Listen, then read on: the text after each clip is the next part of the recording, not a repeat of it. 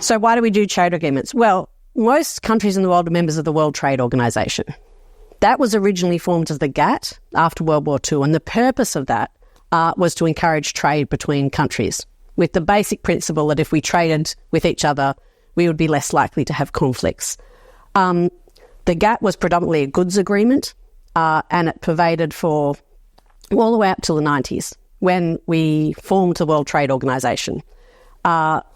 The World Trade Organization agreement covered a lot of goods trade, some services trade, so movement of professional services, providers like engineers, tourism and education.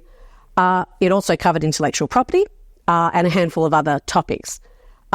Some countries in the world continue to really only have the World Trade Organization agreement covering their trade. So they've got some good protection on tariffs and some good protection on moving people and service providers across borders.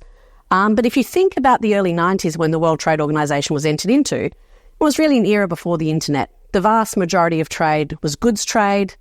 The largest priorities were agriculture and goods and a little bit of service suppliers. What changed in the intervening years was trade increasingly has become digital.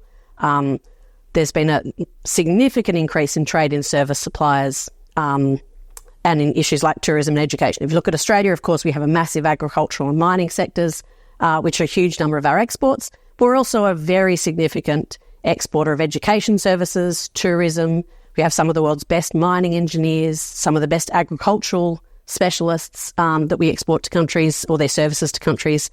And of course, we have a very significantly growing digital trade environment. If you think about how that trading environment has changed over the years, when the trading regime started at the GATT, people went to the cinema to watch a movie. By the time of the World Trade Organization, if you were lucky, and I wasn't because I lived in a country town, but if you were lucky, you had a VHS tape that you watched a movie on. By the time we're looking at today, you watch something on a streaming service. You don't. It's definitely not good anymore.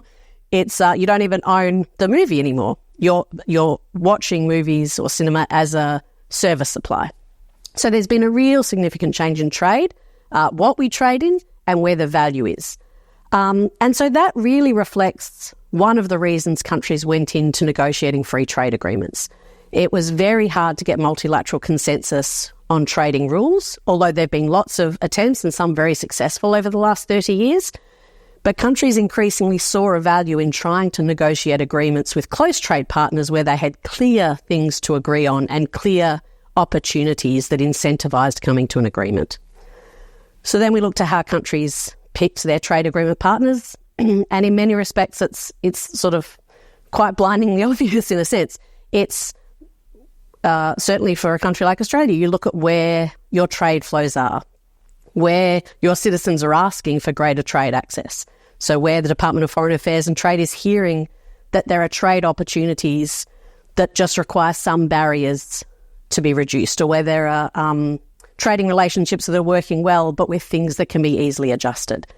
Or where we're like-minded countries and we share a vision for liberalising trade. Australia's always been a very strong unilateral liberaliser of trade barriers because we've seen the economics and the economic value to Australian consumers and businesses of unilaterally liberalising trade. So sometimes a trade agreement is negotiated because there's a like-minded country who sees the same view or who sees the value in trying to set an international standard around an area of trade. So with that in mind, you can see where our early trade agreements came from and where our trade agreements have always been done for Australia. One of our first agreements was with the United States, Singapore, with Thailand. We went on to do a trade agreement with New Zealand and the ASEAN countries. Then there was the China, South Korea and Japan trade, and you look at that. South Korea is our third biggest consumer of exports. It's a natural party to have a trade agreement with China and India, who we have trade agreements with, some of the largest and fastest emerging economies in the world. So there's been somewhat a focus on our region, but that's really reflective also of that being where the majority of Australia's trade is. So now I think Australia has trade agreements really with all of our major trading partners except the EU, which of course is a trade agreement that's been under negotiation for a while.